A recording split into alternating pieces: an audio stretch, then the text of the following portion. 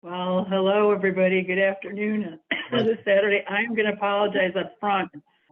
I have terrible sinus, itis, drainage, whatever, but I am working on it. I've got lozenges, so hopefully I'll be able to get through this. Here we go. I have to laugh. Today's topic is God's will. And I'm being very humbled right now because of my computer's not working, my camera's not working, so thank God my phone is working. And this morning, the sinus thing decided to kick in, and I haven't been talking this morning, so hang in there with me if you can. With great humility, I will keep going, and hopefully you guys can tolerate the hacking every now and then. And hopefully I will ask God, and maybe you guys can pray with me for God to remove this from me for the next hour. That would be lovely. Okay, God's will. I don't know about you guys, but I absolutely hated this term. Hated it. It scared the hell out of me because when I grew up, which was in a generational Catholic family, I only heard this term when something horrible happened. A death, an accident, a terrible illness. You know, the grandmothers, would just cluck their tongues and say, well, it's God's will. And, so whenever I heard that term, it meant something terrible happened. So I didn't want to have anything to do with God's will because every time God's will happened, something bad happened. So as you can tell by that little story, I was born into a very devout, generationally Catholic family, highly dysfunctional. Mother was alcoholic and came from an entire family of raging, horrible alcoholics. My father was narcissistic. It was just a raging alcoholic, narcissistic, raging, scary household. So being a good Catholic, my mom had 6 kids in 7 years. And so by the time she was 27, she had 6 kids. And she was, I was the oldest and became responsible not only for my behavior, but the well-being and the behavior of my 5 siblings. Because of my mom's alcoholism, I took on her role and was expected to by my father, who was a narcissist and a sex addict and a workaholic. So my mom was a single mom when we were young, growing up, and my dad was only home on Sundays, which were filled with gnashing and gashing of teeth in the mornings, getting ready for church so that we all put on a really good show with our patent leather shoes and our little dresses. And so we looked good when we went into church, but we had to listen to and put up with mom's and dad's raging to get us in the car and going. So we learned that there were 2 worlds, the world that you projected out there and the other world that we lived within the walls of our house. And that was the same with God. We put on a good show with God in church, but I didn't know where God was when we got home.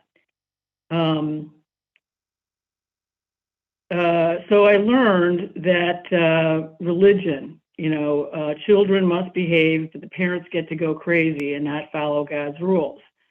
So the saying in our family, was very apt in our family of do as you're told, not as I say. I mean, not as I do. So do as I say, but not as I do. I was taught God's love was to be earned here on earth, and a mysterious reward was coming only after death. Rewards came in heaven. Thus the phrase, life is suffering and then you die. But my mom and dad didn't seem to suffer, and this didn't seem fair. We sure were. My father's love was all about criticism. He actually used to say, the day I stop criticizing you is the day you'll know I've stopped loving you. You know, this was love. I didn't get it. But some small part of me still longed and kept thinking, somehow, just like God, I was going to earn my dad's unconditional love. The nuns at school, because we went to a Catholic school, were also very frighteningly shaming. So there was no escape from this critical, shaming world, if you will, either at home or at school. And God was in the mix of all that because of the Catholic way back then. Martyrdom was a big thing when I was growing up. Martyrdom was the way you got to heaven. And the bigger the martyr you were, the bigger the reward was that you were going to get after you died. So, you know, again, that just supports the whole thing about life is suffering. So these were the messages that were being fed to these little kids over and over again, to me as my child. So there was no escape from this relentless, merciless shaming, which was called love. I do this because I love you. And I wanted no part of it. So my conclusion was that God was not fair. God didn't listen. God wanted us to suffer in order to earn his love. God was judgmental and shaming, just like all the authority figures in my life who were supposedly doing God's will. So I was, those were my beliefs. So in my early teens, I decided to become my own higher power, and thinking that I could control my environment. You know, my motto was, Mom and Dad can be jerks, but by God, I'm going to have a normal life in spite of God. I was determined to, and so I had formed all these wonderful survival tools, and that was my will.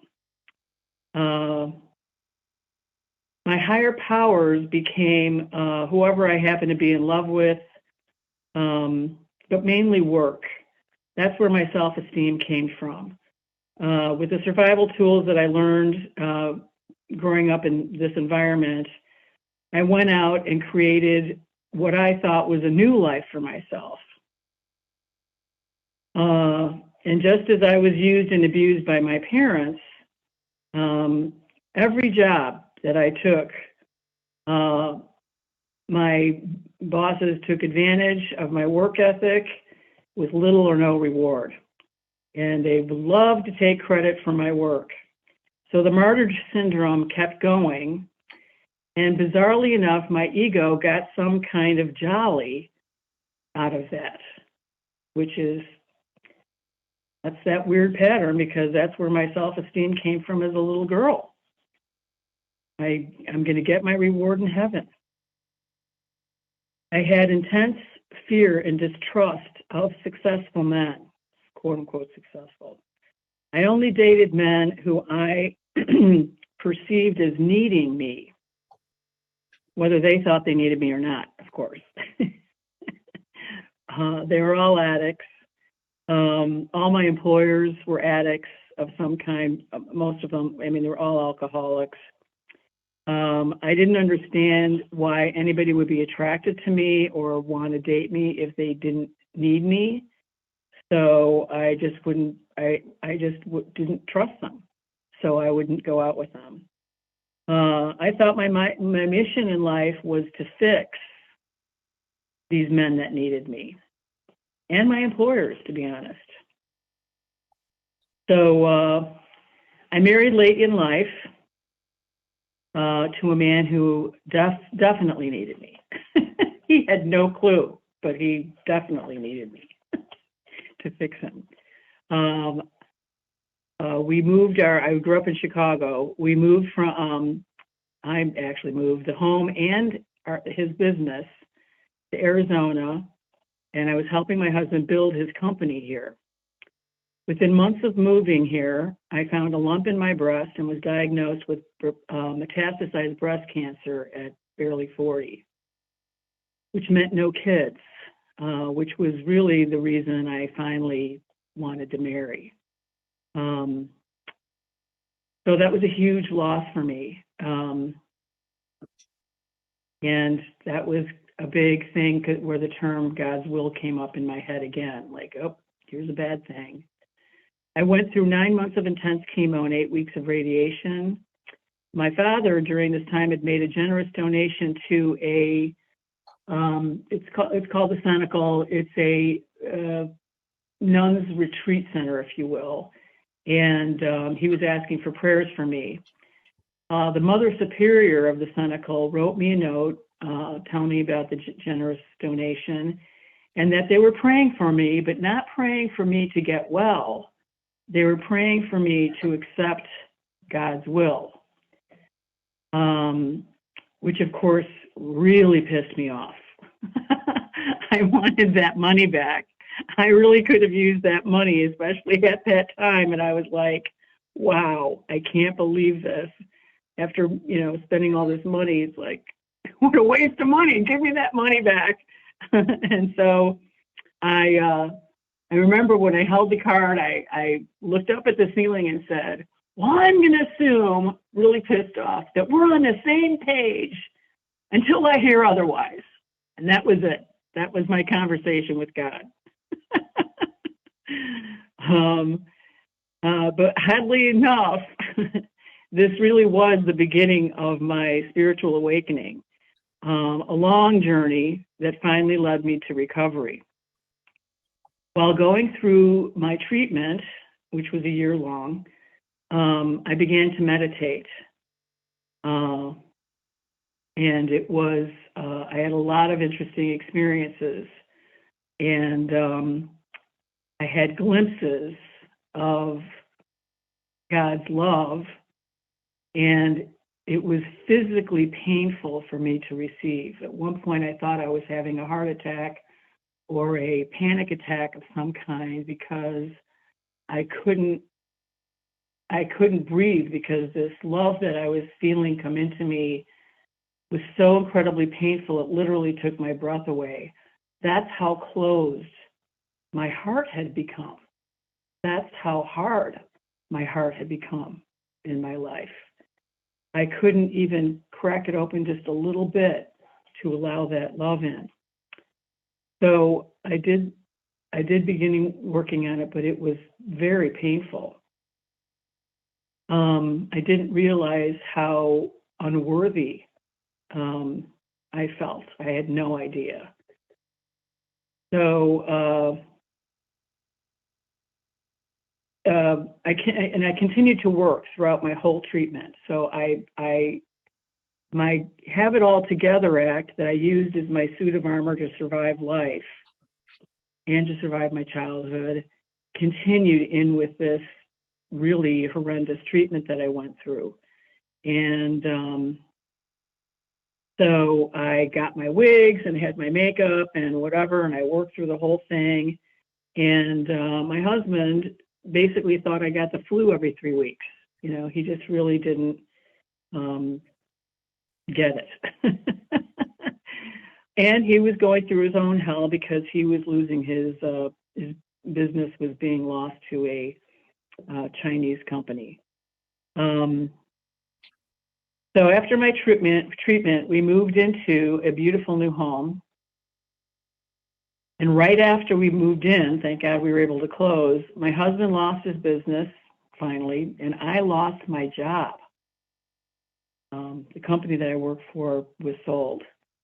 It took 7 years for us to recover financially. We were finally in good shape. We had good income. We both built our businesses back. We had savings, and we had a beautiful, beautiful home. And then my husband got diagnosed with advanced head and neck cancer. We were both self-employed, and he had to go through a grueling year of treatment, and it was a 2-year recovery from the treatment. This was 2007, 2008, 2009, when the market had crashed and we lost everything. All of our home equity, all of our savings due to his medical bills, and of course we had lost our jobs again at that time. So it was time to start all over again. This time, started hearing a small voice that just said, if you're starting over and you've got nothing, it's time for you guys to move along. And so we got divorced. Also at this time, my father, who lived about a mile from me, my father got Alzheimer's, and I had to move him to California to be near my brother. And then shortly after that, my mother, I moved out to Sacramento, California as well, because she wanted to be of assistance to the family with my dad, and she wanted to be closer to the family. The bulk of the family lived there. So she knew that if something happened to her too, she needed to be out there. So I moved into my father's home and acted as general contractor because it had fallen into severe disrepair. And anyway, it was a big job. And I was miserable. I was afraid. I was lonely. And frankly, I felt like I was insane. I just felt like I was crazy.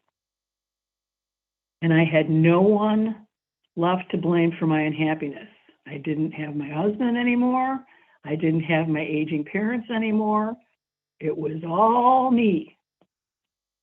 And I found myself on the kitchen floor, I'll never forget, just sobbing and begging to a God that I wasn't even sure of anymore. And when I went to get up, I put my hand on the kitchen counter, and there was what we call the junk drawer there. And just to kind of have something to cling to, which I did as a kid, I decided to clean and organize the junk drawer. And in the junk drawer was a 12-step pamphlet, which my mother, who had been visiting at some point, must have left behind. And my dad had thrown it into the junk drawer. And I looked at the pamphlet and I said, wow, I have spent tens of thousands of dollars on therapy and seminars and retreats, and I have not really given 12-step a chance. I haven't really done it for myself. I always went to my meetings because of the alcoholic in my life or the addict in my life. So my motivation was never truly just for me. So the very next day, so after finding that pamphlet, I got on the internet right away and found the nearest meeting, which happened to be an Al-Anon meeting, and I started there. Al-Anon left me. So I want to talk about that moment again for a minute in the kitchen, because all that determination that I had, when I found that pamphlet and I realized how alone I felt, and this was all on me now. My miserable state was all me. And I didn't know me. And I didn't love me. And I was scared out of my wits. And when I found the pamphlet, I just got a sense of a lifeline. And in that moment, I got filled with this determination to start fixing me, by gosh. I was out there fixing everybody else, and now I was going to be out to fix me. So I got on the internet, found the first meeting, and the very next morning I went to my first Al-Anon meeting, and I know we're not supposed to crosstalk and gasp and whatever, but I got in there late because I couldn't find it. And somebody was sharing a really terrible story, in my opinion. And everybody was respectful and silent. And then it came to my turn to share. And I just told them that it had been 25 years since my last meeting. And everybody gasped, like I dropped a bomb in the room. And I was like, but that guy had a really bad story. And I had no idea. Now I get it. But it gave me an idea as to, you know, again, another nudge, like, wow, I'm in the right place and I need to keep coming. So I kept going. And about a year after joining Al-Anon, I wasn't, I made some, inroads, but I just wasn't feeling a sense of recovery. So, however, I had started a relationship with what I thought was my new higher power. And I really started to take in God's love. And through that meeting that I was going to, I met a person who told me that I really might want to give ACA another chance, because I had tried it when it first started 30 years earlier almost. And someone had just started, less than a mile away from where I was living, a new ACA meeting. And there I worked my butt off with a wonderful sponsor for a year. It took me a year to go through the steps. And it got through, I called it the mommy code, but I could never, my therapist could never break what we called the mommy code, in that I was so defensive of my mother. I never wanted to look at her dysfunctional behavior and how it affected me, which was just like a huge block. I just couldn't move on. And ACA helped me get through that. And it was a huge help. However, after my recovery, after my working the steps in there, I again went through, I just was like, wow, I feel stuck.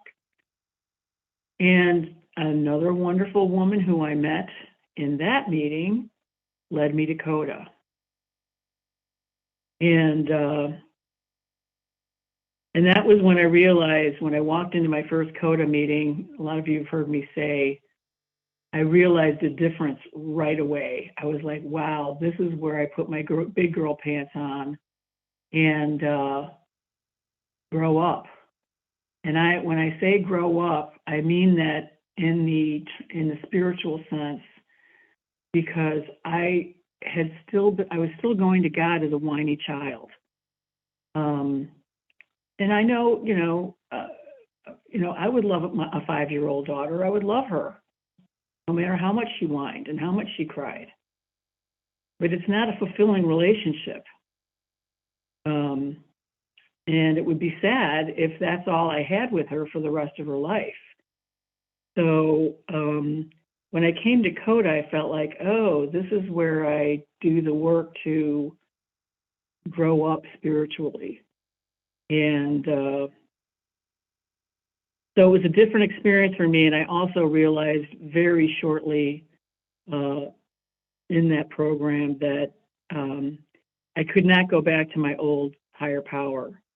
I actually did a ceremony, and I actually kind of killed my old God, because it was a false God, and it was a God of religious teaching and not of God. So I had to replace my concept completely. And I had to redefine not only who God was to me, who my higher power was, but I had to redefine what love is. And so it began. This journey of growing up began.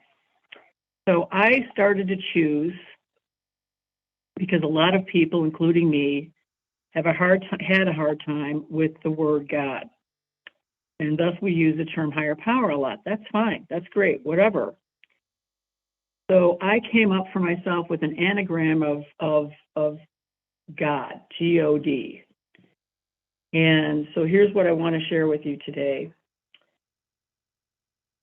When I was brought to my knees in that kitchen floor and surrendered, that was the gift of desperation. The first gift that I became aware of was my desperation. Because desperation got me willing, and that's my next gift. It got me to my first meeting. It got me to keep the focus on me and only me. It might have started, I'm out to fix me, but hey, that was a beginning. It got me daily to surrender. It also got me to realize, this is step one, I am powerless, completely powerless over my codependence, over these old beliefs, over these old behaviors, but I am not helpless. So the gift of desperation brought me to step one. The gift of desire is what gave me the willingness to go to any lengths and be willing to change, be willing to learn, be willing to feel my feelings, which was really scary for me because I didn't think I had any feelings.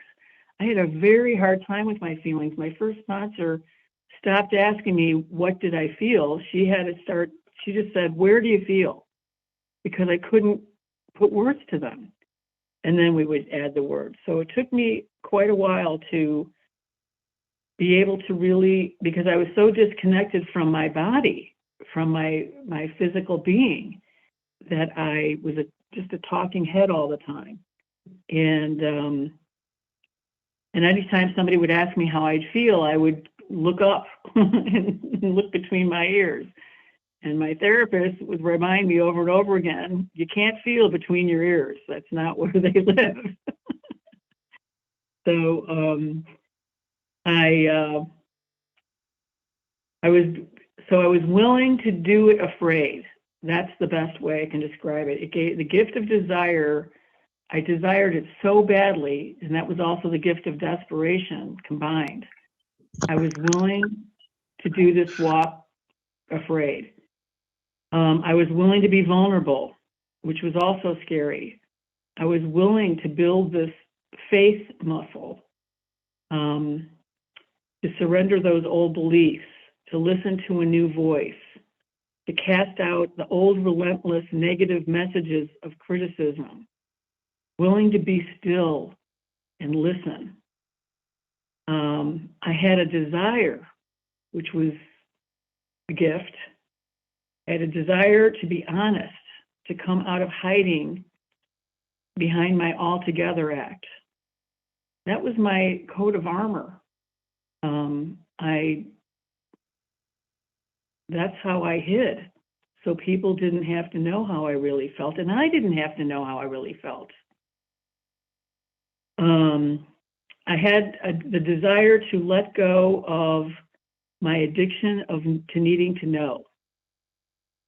That was a big one for me, to surrender to living in the unknown, trusting my higher power for the outcome of which I had no control, willing to let God surprise me because I was no longer afraid of my higher power. I knew that my higher power loved me.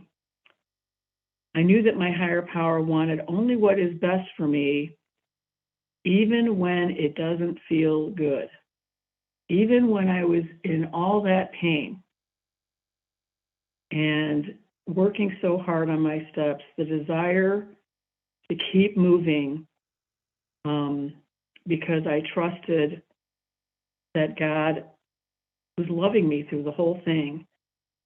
And I had the desire for a deeply intimate, mature, loving relationship with my loving higher power. That was my greatest desire.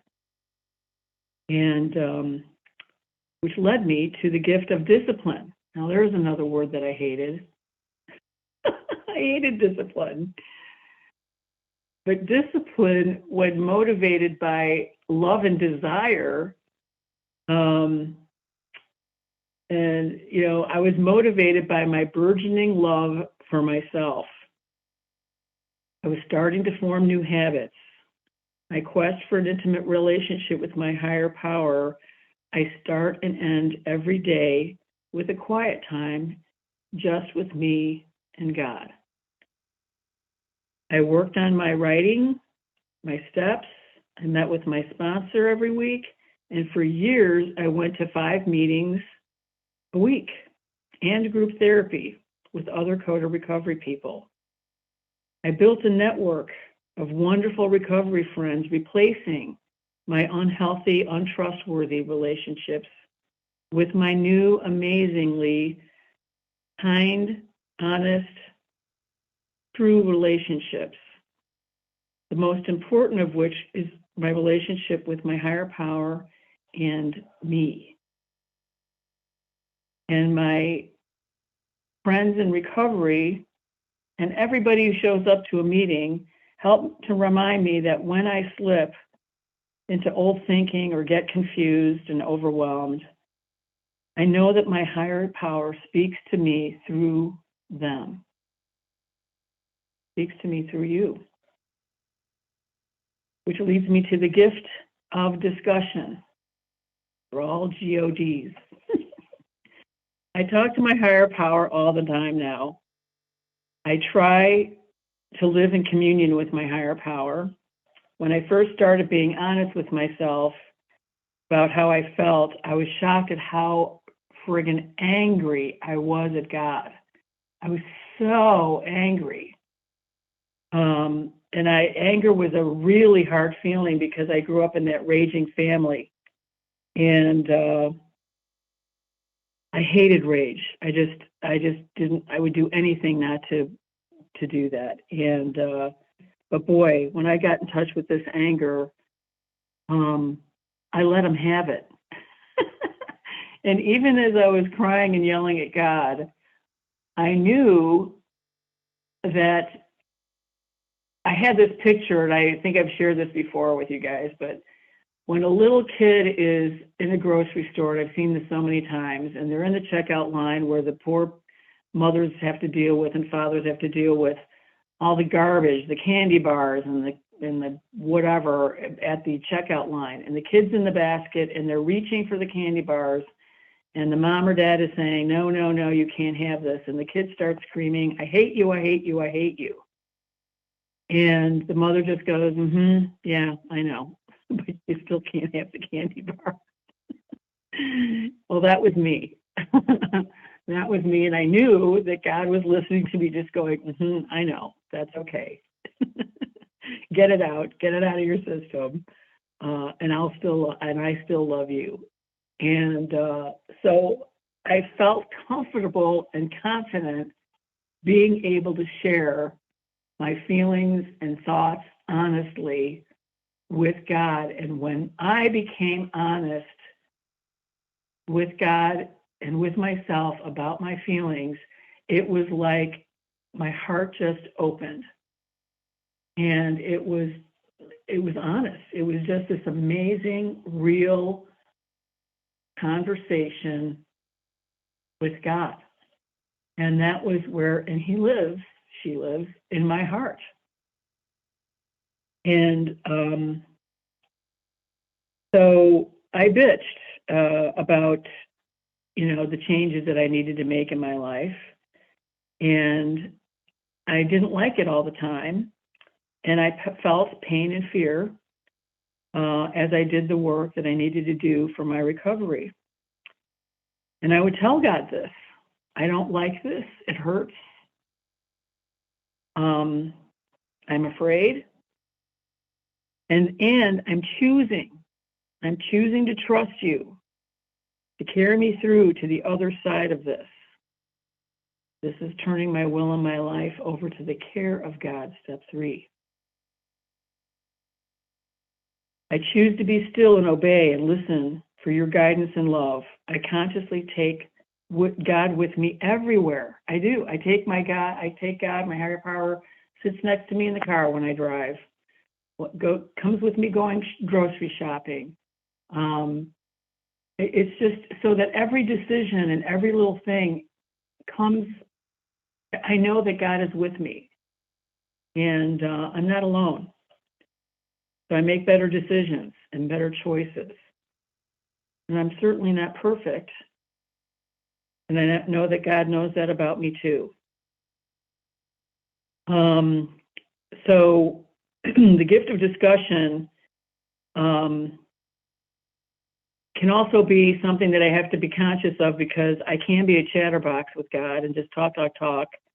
So I practice being still and just listening to my higher power, and being silent. Something always happens in the silent, even if I don't feel it, even if I don't see it. But I know it's just me opening up that space and time, and consciously trying to make contact, or consciously just being aware of my higher power and me.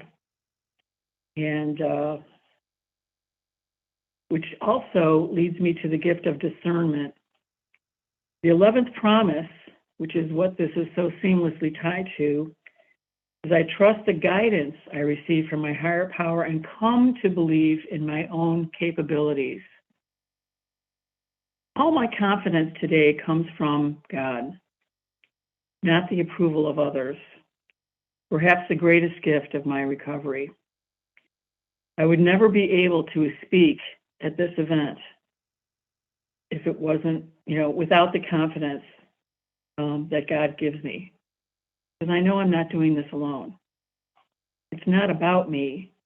It's about telling my story, sharing my experience, and leaving the outcome to God. God uses everything, even my mistakes. I can make decisions with confidence without fear of the outcome, because I know that he or she will use my mistakes for my good, or for good, period. I am always learning. I am here that's the only reason I'm here, is for my spiritual education. That's why I was made, I believe. My higher power turns my mourning into dancing and my ashes for beauty. And it doesn't always feel good, but I know that that's my faith muscle. I know that in my heart. So this leads me to the gift of deliverance. This has been the hardest part of my recovery, forgiving myself for living so long not listening to God, forgiving myself for how cruel I have been to myself, repeating the patterns of my childhood over and over. God has continued to heal these old patterns, and is now my life, which is now my life journey. Deliverance is an act of being set free, liberation. Through steps 6 and 7, my higher power delivers me from my old patterns of belief and behavior. Through steps 8, 9, and 10, I can make amends when appropriate and set boundaries to protect and take care of myself. I can now say, oops, when I make a mistake, and move on with love and compassion for myself and others, instead of mercilessly beating myself up. That's huge. Which also leads me to the gift of delight. I have learned that the gift of pain is healing, and the gift of joy is healing. How delightful that I can heal through joy and love. of fellowship, the joy of accomplishment, the joy of true humility where I can recognize my strengths and accept my weaknesses, the joy of God's love. I can lay back now and let God love me. I now realize that God has always loved me. God has been pouring out like a fire hose his love on me my whole life, and I was holding up an umbrella. No, no, no. I'm not worthy.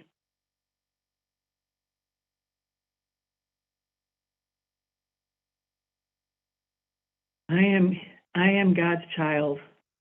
I am God's creation, and that makes me worthy of love and joy and all the abundance there is to be had. I am so grateful. The gratitude bursts in my heart and spills over into my daily life. I just have to put down that umbrella and let God's love rain down on me. Today, God's will for me is love, a grown-up love. And I don't get to understand it. I just get to live in the river of it with you guys. Thank you. No, I just want to thank you so much. That is a great share. And, it's amazing that, this is another thing that I guess well, our relationship with God is so unique, and he wants a intimate relationship with each and every one of us individually, but the commonality of what we experience in this journey is another way that I feel God's love, because we share the pain, we share the joys, we can laugh through our foibles of like, oh yeah, did it again, that's my codependence, and not take it so crushingly seriously. And because at the beginning, that's how it was. So now today I can say oops and kind of giggle at, yep, that's my coda stuff, and let's do better. And ask, and then I quickly pray my favorite prayer, which is God help me. God help me. So, and I prayed that prayer at the very beginning of this meeting, if you guys recall, and look, my coughing stopped. Woo-hoo! So, thank you so much for your share. I totally get, and if you look in the chat, you can look at I had to redefine God. That was what basically my whole conversation was about. And so I came up with, I had to fire my old God, and I actually kind of had a ceremony where I killed him. The religious God that I had because it was a false God. It was a totally false God. And, but I had to do something pretty dramatic because, I kept slipping. And my sponsor, she came up with, thank God, a kind of a litmus test for me, because when things would go bad, she would say, oh, let's just God surprise you.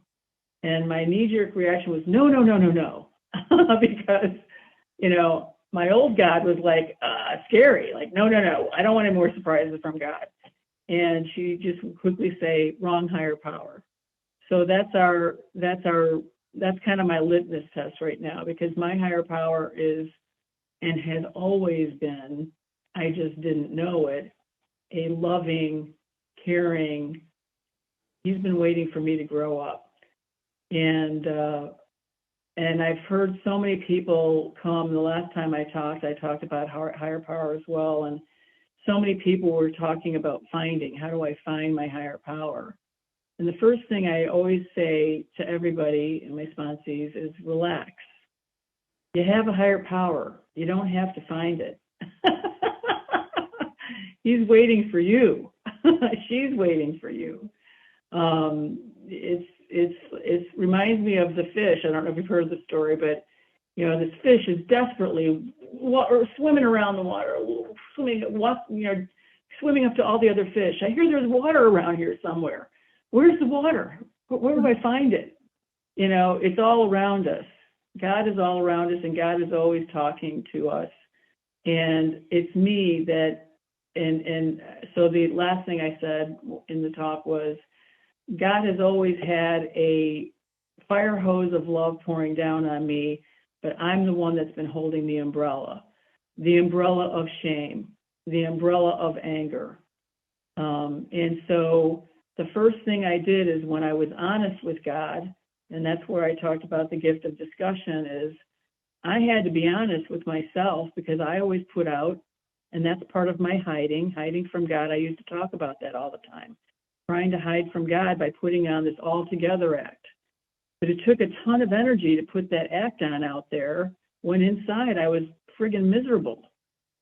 And so I talked to God, a real conversation, a grown-up conversation. Well, it wasn't so grown up at the beginning. At the beginning, I was a whining, crying, angry child. And I let him have it. And my God can take that today. I've lost 3 dear loved ones in the past 3 years. And of course I was, you know, upset and grieving and whatever. And God can take all my feelings. Where do my feelings come from? That's how God communicates with me. And it isn't always good. I don't like it. And I tell him, I don't like the way I feel. This really hurts. I don't understand it at all. Why does somebody get killed in a car crash? I don't get it. But that's none of my business. So I choose to live in the mystery of life, and I choose to trust God. That's my faith muscle that I have to work on every day and build it up. My faith muscle is I choose.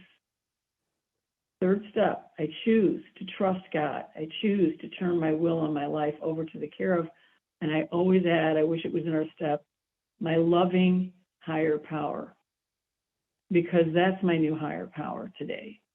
And that's just my concept. That's me coming to God. God's always been there. Hey, I'm loving you. And I was like, yeah, no, I don't think so.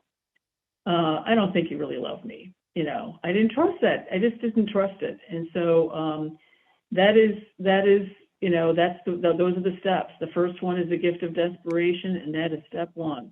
How desperate am I to want to change? How desperate am I for that relationship, that intimate, loving relationship, and a grown-up relationship? God's going to ask me to do things that are hard. I didn't, you know, speaking like this was not easy for me years ago. It wasn't really easy. I was very nervous about this week, but I prayed and prayed, and I bring God with me to everything. He's sitting right here with me. And it's like, I just know that I don't do anything without my higher power. And even if I screw up or make a mistake or whatever, he uses everything, even my mistakes. So I don't have to beat myself up today.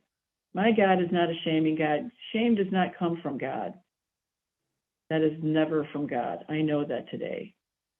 So, but I get to tell God how mad I am and have an honest conversation with him.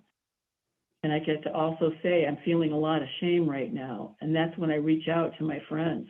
That's when I reach out to other people in recovery, because God always talks through people. That was the first thing I had to learn in my recovery, was what a pain in the ass that God uses people. Oh my God, I have to actually be vulnerable in front of people? That's a pain in the ass. I didn't want to do that. That was the first thing I had to obey. So God said, yeah, go to meetings, go to a ton of meetings. Listen, and then get the nerve to talk. I'm with you. Be honest. Be vulnerable. But yeah, that did not feel good for me at the beginning. Oh my God, be vulnerable and not have my all together act and tell people all my shit. Oh God, you know, are you kidding me? So, but it's a beautiful experience, and that's where I learned to accept myself, because all these people were like, yeah, we know, we get it.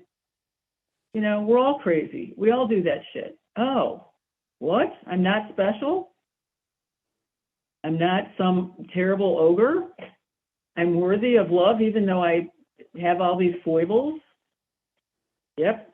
And why do I have all these foibles? And why do I have adversity in my life?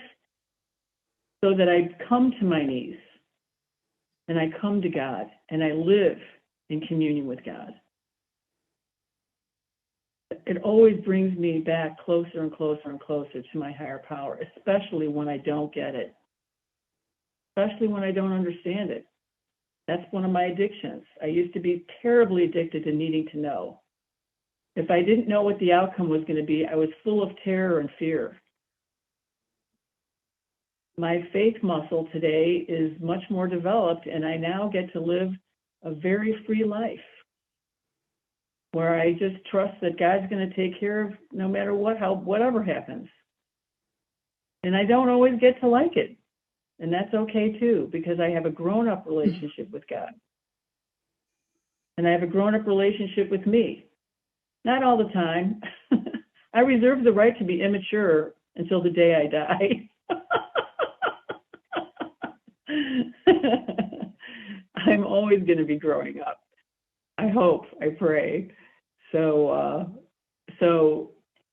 relax. I guess that's all I would say is I hope everybody else will share something about this, because I get the hiding from God, and I really felt the same way about searching for God, and it's like, and I hear that from so many people, and it's like, relax, it's like air, it's like the water for the fish, you're in it. It's all around you. So, and it's especially in these rooms with these wonderful people. So God bless us all. And thank you for sharing and being willing to be vulnerable and being honest today. That's the first step. Woo-hoo! Good for you. Thank you so much. You just brought something else up for me. How God uses everything. COVID, everybody was devastated, and I lost a lot of friends who used to come to meetings that just didn't like Zoom, and mainly because they were so vain, they didn't like the way they looked. And I said, well, then turn your video off. But, they just didn't say they felt the same, whatever, it doesn't matter. But God uses everything, and we have these amazing, amazing meetings with people from all over the world that come to these incredible meetings and share, and it really helps remind me of the oneness of us. And it doesn't matter where we are and what our backgrounds are and whatever. And so how God used a terrible thing like COVID to bring more people together in recovery. So whatever, that's why I just like to throw that out there as another God's will thing of he can take something that's really evil and use it for good. So thank you for bringing that up. Boy, one of the things, and I keep forgetting, you guys, that was if I had an exercise or whatever, and I'm just going to invite you guys to do it on your own, or I don't know that we have enough time, especially with people wanting to share, which is really important. But the last time I spoke, and I'm probably going to be doing it again, is I always ask people in recovery, or sometimes just whatever, friends who are, how do you let God love you? I mean, let God love you. When I was first in recovery, oh my God, I had so many recovery books. And every morning I was like, I'm out to fix me, and I'm going to read these meditation books, and I'm going to build this relationship with God by God. I was still in my will. I had no clue. So I would sit out on my patio, and I would take these books, and every morning I would read each reading, and I would, I thought I was meditating. And then one morning I just kept reading the same sentence over and over again. I could not concentrate. It was wild. And so I literally just pushed all the books away and said, God, I'm sorry, I just can't do this today. And that was the first time I heard a very clear, still voice say to me, in me, then just lay back and let me love you. And I literally looked around like, what? That was the first time I was like, you mean I don't have to earn your love? I don't have to read these books. I don't have to get on my knees or go to a church or whatever, walk a labyrinth. No, how about just laying back and let me love you? And it was actually hard because I was like, oh, I was so ingrained that I had to do something to earn God's love.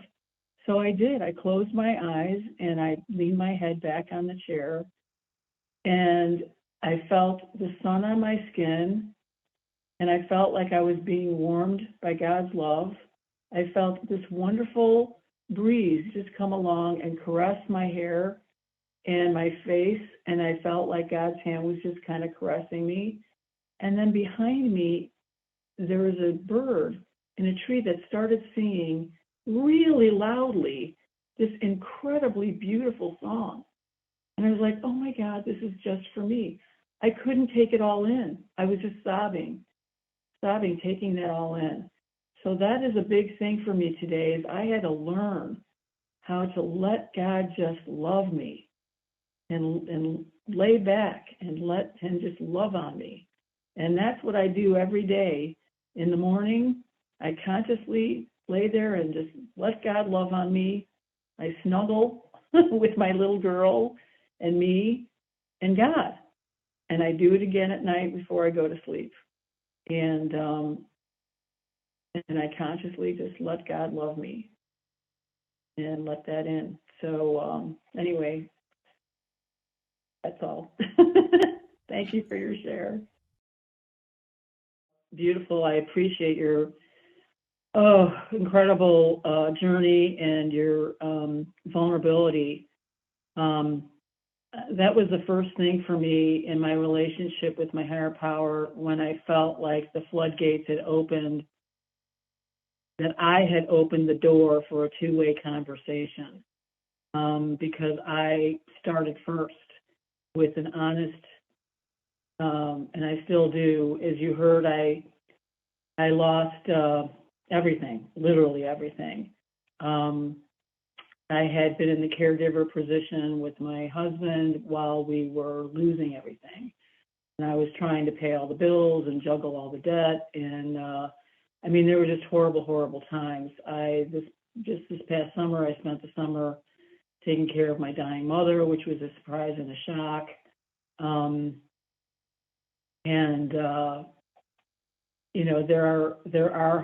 There are times. Number one, the first thing I had to do was just be honest with God, and I always say that my prayer is, I don't like this, incredibly painful, but first of all, I tell him how pissed off I am. I really let it go. I let it fly. So hopefully you can do this. You have to get in your car, you have to, whatever you have to do, but because God can take it. And there's nothing new under the sun. It's nothing he hasn't heard before. She hasn't heard before. And I just need to be heard. And then I say the prayer, which is basically a little version of it. Kind of uses a third step, but mainly it's I really hate this. I hate what's going on. I feel a lot of pain. I feel loneliness. And I'm going to choose. I'm going to choose to trust you. And just doing that, some days, that was all I could do. The only action I could take that day was just to choose to trust. I'm going to choose to trust you to carry me through to the other side and to get me through these 24 hours, and then do it again tomorrow. And sometimes it was just this hour. A lot of times it was just this hour. This really sucks, God. And I'm choosing to trust you to get me through it for the next hour, the next day, just today. The other thing is that always leads me to, I am not alone. I fell into an old pattern when I was with my mom, and there were other avenues of getting support, and I just had blinders on and thought I had to be the one. And that was a very humbling experience when I learned that I wasn't alone, that there were other options. I just wasn't even aware of them. I wasn't even, I wasn't even looking. And I did get a lot of support, but not until I had like an intervention, basically, with my family. And then I was open because I thought I had to be the one. And that is old shit for me. That is old crap that comes from my childhood. I don't have to be the one. It does take a village. I do need help. And God will provide if I am open to it. So, but first, it's just an open lane of communication. And that's the gift of communication, honest communication, that I use as my acronym for God. Yeah, you brought up a great thing, gratitude. Somebody was asking me because, especially when I'm mad and going through a difficult thing, I don't feel God's love. And that's because I'm, codependent. We just love feelings. And as much at the beginning, I thought I hated my feelings, but I didn't realize they were running my life. And so when I don't feel God's love, that's when I talk about flexing my faith muscle and just I choose to believe. But the feeling that I can always connect with is gratitude. I can do that. And gratitude gets me really close to that feeling of God's love. So gratitude is such a gift. And I get to be in charge of that no matter what's going on in my life. I've got friends that have lost their limbs, that can't walk, that can't see. And I'm, every day I'm grateful for, it doesn't work the same way as it used to, and it sure doesn't feel the same as it used to, but at least everything, my body works. So I can start right there, and that's easy. So thank you so much for sharing. Gratitude is such a wonderful tool. Well, I'm going to invite anybody to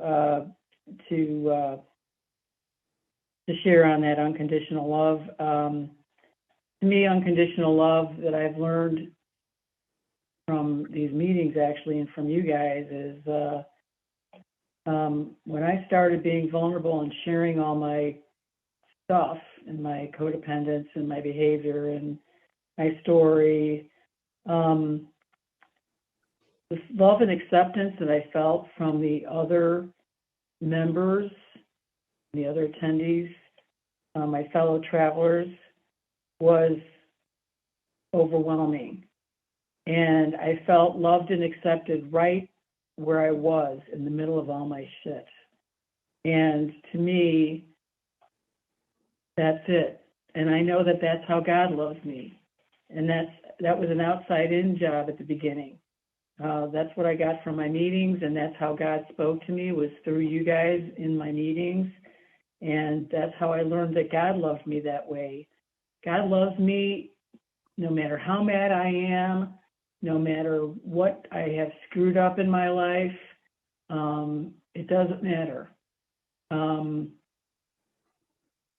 lot of, I don't have children, but I raised my siblings. And, so I know that unconditional, that love that you have, especially, for our kids. And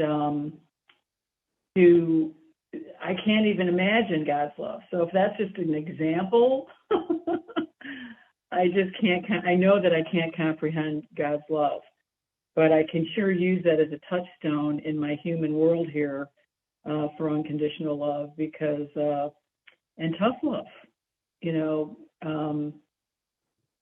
and I love what you said about God's timing, because that was part of the thing of God's will, and I just didn't have time to put it in there. But God's timing is never my timing. Never my timing. It's either a total woohoo gift surprise, or it's like, when is this gonna end? So, and I'm sure, God gets tired of hearing me pray the same prayer over and over again, but that's okay. I don't give up until, but so God's timing is a mystery. And that's what I mean about living in the mystery of life, that I just, and that's why I need these tools. And that's why I need you guys to get through each day. So that's where I find my unconditional love, because it doesn't always come from the inside out. Some days I have bad days, just like everybody else. I'm very human, and that's why I have dear friends that I can call and say, I feel shitty. I feel shitty about myself or whatever. And call my sponsor, call a fellow traveler. That was really important for me to build, if you want to call it a bench of fellow travelers. So anyway, that's where I learned from. So if anybody else jump in, I think that's a wonderful topic. Actually, that would be a wonderful topic for a Saturday event. There's something really quickly about that, accepting us right where we are. As I learned to do that, when my mom died this past summer and was going through this terrible end of life, one of my sisters in Chicago, who used to be incredibly close to my mom, and has mental illness issues and whatnot, but I sent her several loving emails. I did not beg, but I did always let her know what was going on, and just kept repeating how much Mom loved her and that she would love to hear from her. And when I kept giving her updates, and when it got close to the end and my mom could no longer speak, I said, she can't speak anymore, but she can hear. And my sister just said, thanks for all you're doing. Let me know what charity I should make a donation for in her name. So so my mom, when we talked about that and the pain that came with, I was filled with, again, she was teaching me that we love and accept people right where they are. And she knew how, sick my sister was. Yes, she was sad. Yes, she was in pain. Yeah, she was probably angry as well. But she, above all that, she loved her, and she accepted Heidi right where she was. And it was a great lesson for me. And it continues to be. So, and that's really what I think unconditional love is. We just love and accept people right where they are. Oh gosh, I might have to ask you, thank you so much. I might have to actually remind me, because I don't know if my addiction to needing to know, I think that, anyways, I was not alone in that. And with the sponsees and stuff that I've worked with, that seems to be a very common thing, because it's a thing of control. I want to control. I don't want to live in this unknown of how are things going to work out. And I'll give a quick example of feelings. And I have a sister, she's in recovery, and she, as far as I'm concerned, she had a relapse in her behavior. And I think it was going to lead to a relapse in her drinking. And I just basically had to cut her off. And this was not long after my mom died. And I had to take care of me. I had to set a boundary. Her behavior was unacceptable. The phone calls I was getting late at night were outrageous. And so I cut her off for 30 days. And I told her I was doing it for me. I didn't really, of course, want to do it, but I was obeying my higher power because I needed to take care of me. And I was obeying my higher power and letting the chips fall where they may. Because I was afraid of her drinking again. I was afraid of her cutting me off for like the rest of her life. I mean, I didn't know how she was going to react.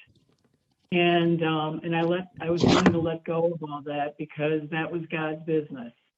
And that turned out perfect. I mean, she ended up working her program. She ended up getting a new sponsor, So God did take care of all that, which is another touchstone for me to realize, oh, thank God, God's in charge, and I don't have to be. But it sure would have been nice to know that that was what was going to happen. So that's my addiction to needing to know. When I got cancer, 25 years ago, sure would have been nice to know that I was still going to be here today. So, those are the things that I don't get to know, and I get to live in the mystery and in the gratitude of being here every day. And the pain of feeling love. So that was when I was going through my cancer treatment. I was doing meditation, and I was just, it wasn't a religious meditation or anything. It was or Christian or anything. It was just, blue sky. You're just kind of letting yourself be clean your mind. And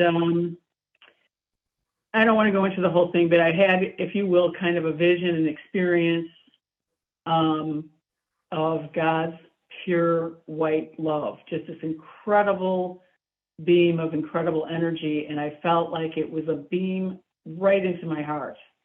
And I actually felt like I was being shot. It was so painful because I had no idea. My poor heart was like the Grinch. It was just shriveled up and hard as a rock. I had no idea.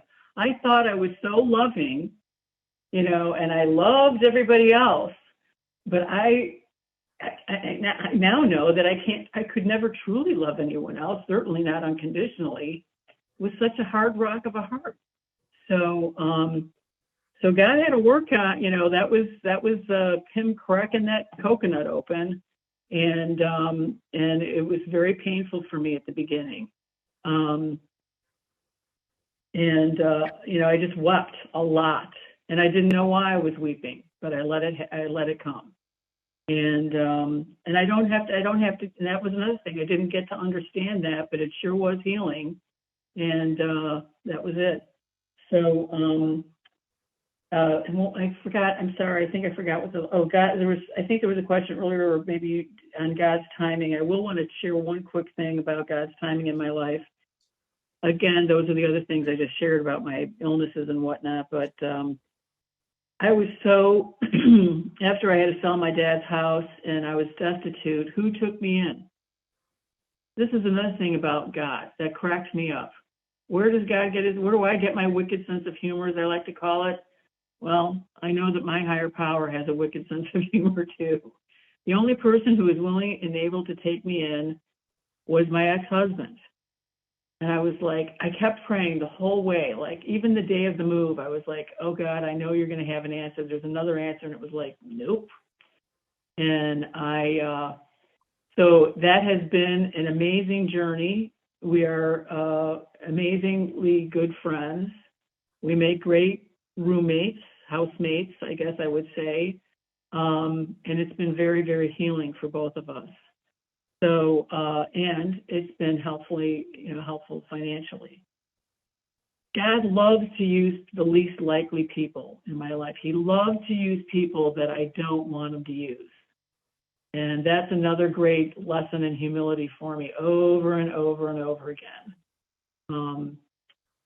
So I, I have to let go of those. Oh, that's the church lady. I don't want her to be here she is, and they're out there to teach me something. So God just loves using people that I certainly wouldn't want to pick. And in God's timing, I literally at one point I was thinking I was going to have to, put my car in storage or something because I didn't have enough money to pay for my car insurance. I mean, I just had nothing. And I had been praying for God for a job and work and blah, blah, blah. And I just, zippity-doo-dah. And it just kept getting worse and worse. And so this one month when I literally had like nothing left, I get a phone call out of the blue from an old client. And within a week, I had flown out there, did some work, and had a check in my hand for $3,000. So would I have liked to have had that job 2 weeks or 3 weeks or a month earlier? You bet your buddy. But all I kept saying, that's when I had to build up that faith muscle. And every day I would just say, I trust that you have an answer, Lord. I know you have an answer. And I might not like the answer, but I trust that you have the answer. And even then, he used one of my least favorite clients. So I have a sense of humor about that